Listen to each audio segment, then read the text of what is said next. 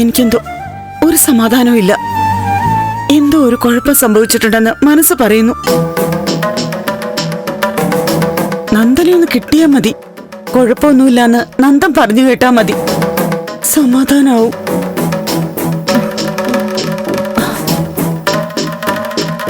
മാധവേട്ടൻ ഭജനയും പൂജയൊക്കെ കഴിഞ്ഞു വന്നിരുന്നെങ്കിൽ അങ്ങനെയെങ്കിലും ഒരു സമാധാനം ഉണ്ടാവുമായിരുന്നു.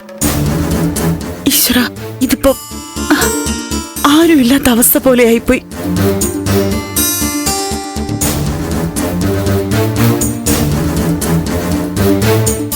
അമ്മ ഇങ്ങനെ വിഷമിക്കാതെ കാര്യങ്ങളൊക്കെ ഒന്ന് മനസ്സിലാക്ക്.